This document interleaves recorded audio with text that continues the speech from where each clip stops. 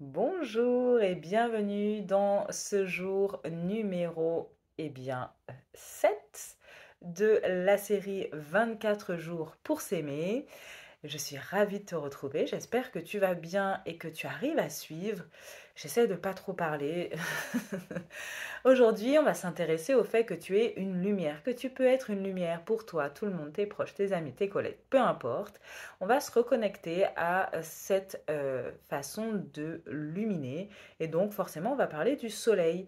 En astrologie, le soleil, c'est d'être, le but du soleil en astrologie, c'est d'être pleinement dans son ego, dans son rayonnement, d'oser briller, d'oser être soi, d'utiliser ses pleins potentiels au milieu de l'obscurité. Même si on est en pleine obscurité, on utilise ses pleins potentiels.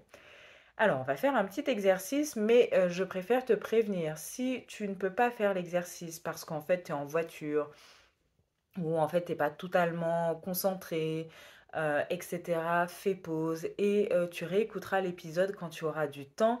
Parce que là, si tu écoutes tout l'épisode et que tu fais l'exercice après coup, ça va pas le faire. Il y aura du mental qui viendra et ça va tout gâcher.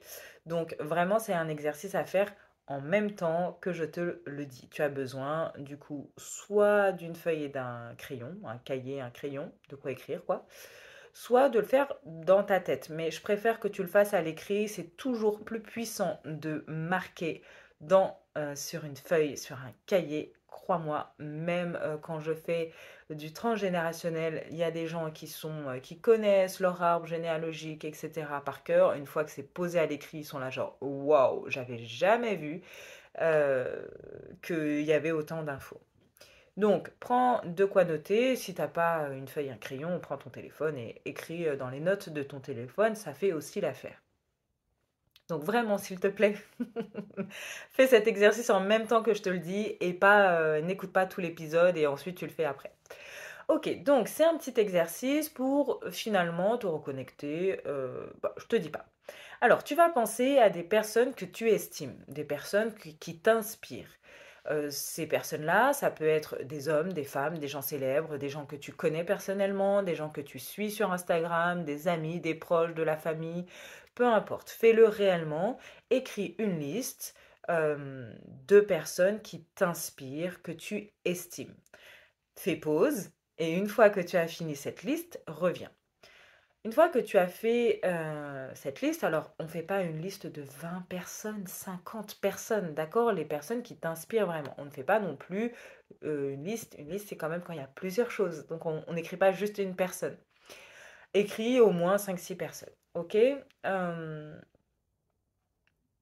Donc, une fois que tu as fait ça, tu vas marquer à côté de chaque nom pourquoi ces personnes-là t'inspirent.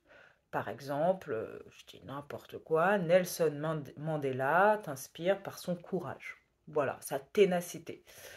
Euh, Vraiment, essaye de mettre des adjectifs et pas de faire des phrases, des choses très courtes. Nelson Mandela, courage, ténacité. Voilà.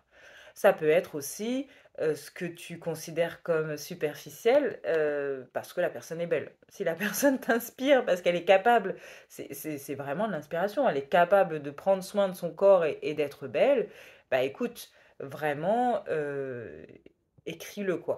Voilà. En tout cas, tu écris du coup les choses qui font que ces personnes-là t'inspirent. Fais pause et reviens. Une fois que tu as ta liste des adjectifs, donc évidemment, à chaque fois je dis je fais pause, on revient et en fait je donne des explications après coup, mais on ne fait pas une liste de 20 adjectifs par personne, s'il te plaît. On n'est pas dans l'exagération. Donc une fois que tu as tout noté, ce qui fait que ces personnes t'inspirent, eh bien tu vas relire ces adjectifs et les relire vraiment attentivement et voir, prendre le temps de voir ce que ça te fait. Est-ce qu'il y en a qui te parlent davantage, ces adjectifs, qui t'inspirent encore plus fort? Peut-être que, euh, tu vois, ça te quand ça t'émeut, en fait, peut-être qu'il y a des mots qui t'émeuvent vraiment. Lesquels? Donc ceux qui t'émeuvent davantage, beaucoup plus, eh bien, tu vas les entourer. Si vraiment, quand tu relis cette liste, ça te fait quelque chose de lire ces adjectifs, tu les entoures. On n'entoure pas tous les adjectifs. Alors, si tu avais mis que trois adjectifs en tout, bon, bah écoute, entoure les trois adjectifs, mais on essaye vraiment d'entourer ceux qui t'inspirent vraiment le plus. Une fois que tu as fait ça, eh bien, je suis heureuse de t'apprendre que, en fait, ces superbes qualités euh, sont, en fait, tes propres caractéristiques, tes propres lumières, tes propres qualités, tes propres potentiels que peut-être tu te caches, peut-être que tu n'oses pas mettre en avant. Donc, je t'invite à écrire ce que tu as entouré sur un très beau papier, à mettre ce beau papier à un endroit où tu vas pouvoir le voir régulièrement. Ça peut être aussi un cahier, hein, voilà, que tu peux ouvrir facilement, accessible. En tout cas, de réécrire cette liste, parce que cette liste, ce sont tes qualités. Cet exercice, c'est un exercice de miroir.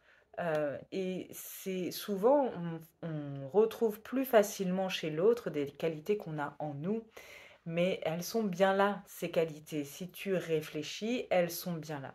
Donc, écris ça dans un endroit, écris vraiment pour que ce soit beau, tu vois, et que tu puisses te connecter à ces qualités pendant ce parcours-là de 24 jours, faire en sorte que tu les relises régulièrement, te rappeler à quel point tu es courageuse et tenace, si jamais c'est ce que tu avais écrit. Euh, voilà, pour te finalement reconnecter à ta propre lumière et en regardant régulièrement ces qualités, ces capacités, ces potentiels, ces caractéristiques que tu as mis, eh bien tu pourras, plus tu te connecteras à elles, plus ce sera facile de les mettre en valeur. Et plus ce sera facile de les utiliser, plus ce sera facile de les utiliser, plus tu prendras conscience de ta valeur. Tout simplement, mettre en valeur ses potentiels, c'est se valoriser pleinement, c'est être pleinement dans eh bien, dans ses potentiels, dans son amour pour soi. Donc, tout ça, connecte-toi à ça. Prends le temps vraiment de te connecter régulièrement, pas que aujourd'hui. Là, fais-le pendant tout le parcours. Ça va vraiment. Ouais. Et te dis pas, non, mais n'importe quoi, hein, je suis pas courageuse.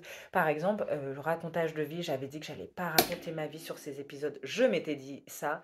Mais juste, par exemple, moi, c'est souvent, on me répétait que j'étais courageuse. Et voyez, là, pour l'exemple de, de, de cet exercice, j'ai pensé à Nelson Mandela. Pourquoi? Courage, ténacité. Et à chaque fois qu'on me disait ça, je me disais, mais n'importe quoi, les gens, mais sont tarés de croire que je suis courageux. Je suis pas courageux, je suis faible, je me sens faible. Pendant des années, je me trouvais faible, vraiment. Je trouvais que j'étais une gnognotte. Après, c'est par rapport aussi à mon expérience de vie, à ce que j'ai vécu dans la vie, etc. J'avais toujours cette impression d'être une faiblarde, etc.